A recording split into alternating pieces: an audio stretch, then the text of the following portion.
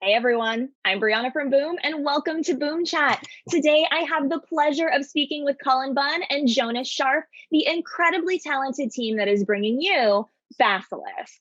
Who can stop the Chimera? Five individuals bound by a cult-like hive mind. They terrorize small towns with their horrifying supernatural sense-based powers, leaving death and destruction in their wake.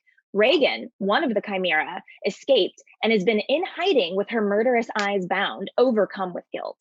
Until now, when a victim from her past forces her to hunt down the other four of her kind. Okay, Cullen, this is such a cool story. I need to ask you first, though, what exactly is a Chimera first? And what inspired you to write about the Chimera and create this horror story? So I can't tell you what the Chimera is in terms of the book Basilisk because it would give away too much of where we're going in the series. Because that's part of the mystery, the mystery of where these figures came from and why they have these strange powers. In mythology, a chimera is a fusion of several different animals. And maybe that's a hint at where we're going. As far as where Basilisk came from, it's a few different places, really. I remember driving through the mountains of Tennessee. I don't know where I was going, probably coming to and from a convention or something, and having this idea of a small group of people wandering down out of the hills and committing acts of horrible terror to some small town. And that idea just popped into my head, but it wasn't the Chimera. Their strange abilities weren't part of that idea. It was just something I was noodling as I drove along. Later on, I revisited that idea when I started thinking a lot about these powers that the five have.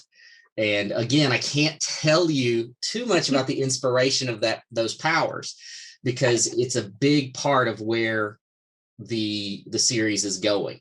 But I can tell you that coming up with five terrifying superpowers connected to the five senses was a lot of fun for me. And I love that kind of thing, thinking about how those abilities might manifest, what they might look like, and how they might be used in awful ways.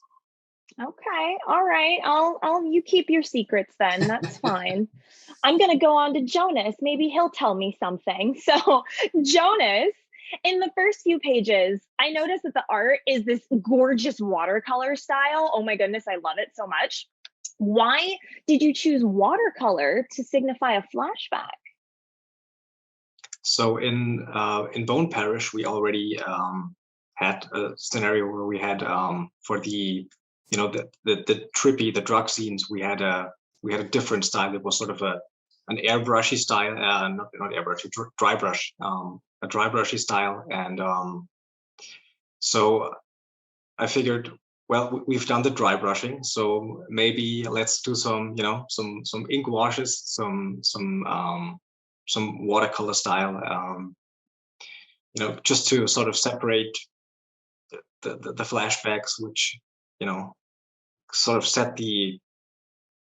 basically set the whole tone for the series. So we wanted it to be distinct. We wanted it to be to catch people's attention, essentially. And so I had been playing around with ink washes a lot in the last year, so we figured, why not use some ink wash. Yeah, it's beautiful and it works so well. It really sets it apart, so you know that something different is going on. So I thought that was really effective. I really enjoyed it. Yeah. Plus, it also works great for like the sort of foggy atmosphere that we were going for. It's so great. It's beautiful. I can't wait for people to see it. Cullen, back to you. So you talked about those senses. And most individuals experience the world through our senses: sight, smell, taste, touch, hearing. The Chimera apparently can use our senses against us. Is there anything that you can tell me about where you got that idea to use them against us? I don't, in all honesty, I don't know. I just thought it all started with Regan, and Regan's power is all through her eyes. And if you look in her eyes, if she turns her gaze on you, as you will quickly see when you read the book, when she turns her gaze on you, terrible things happen to you. Mm-hmm. And hers was probably the most easy to come up with. It was again, we talk a lot about mythology when we talk about this book, and hers can quickly be related to, say, the Gorgon, of mythology. And it was so it started with Regan, and then coming up with the other abilities. That was the real challenge, because sound, okay, that's an easy one to, hearing, we can see how that might mm-hmm. be a weaponized. Right. And touch, easy to see how that might be weaponized, but we wanted to do something different. So when Vanessa uses her power of touch, she does it.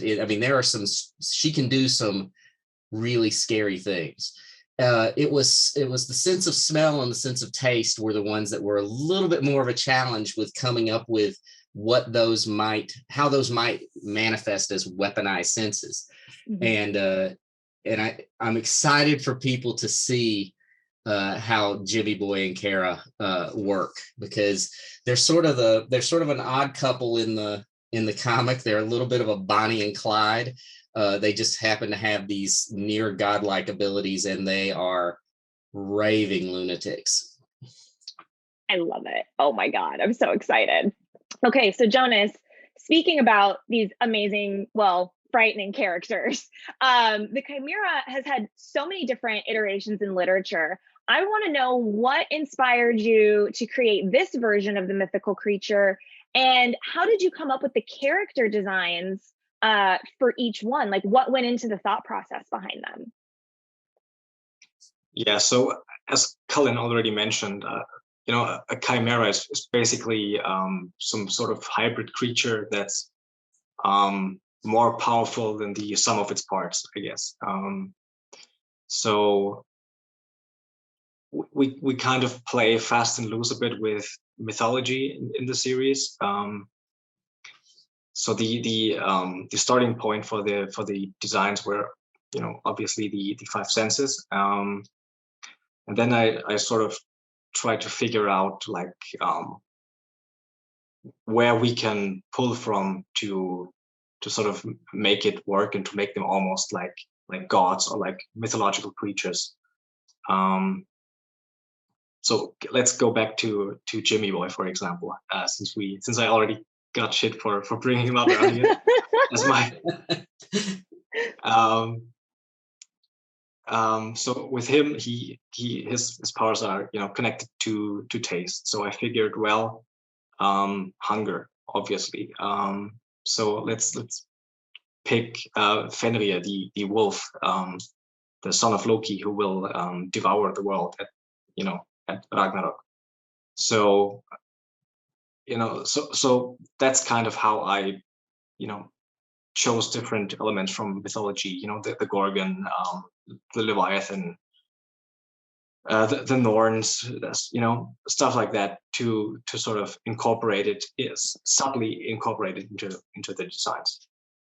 I love it. It works so well, because in the first issue, I only like to read the first issue and be just as intrigued as everybody else. So I am so excited to see what is coming next. I'm like, oh my goodness, they don't look that terrifying, but I cannot wait to see what happens. Okay, so I have one final question for the both of you. I'm going to start with you, Jonas.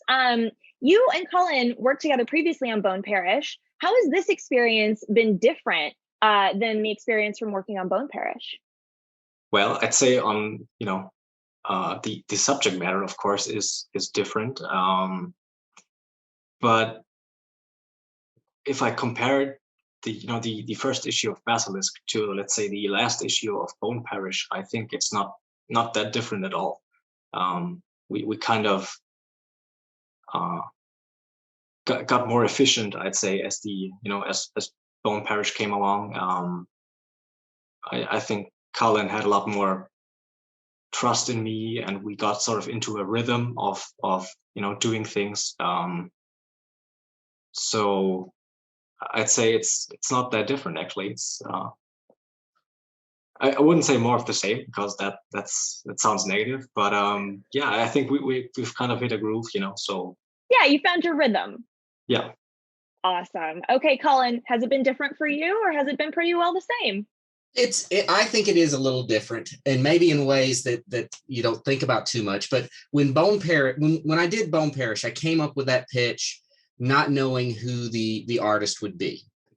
Um, with Basilisk, I knew this was going to be Jonas and I working together again, and I feel like Jonas has been so involved.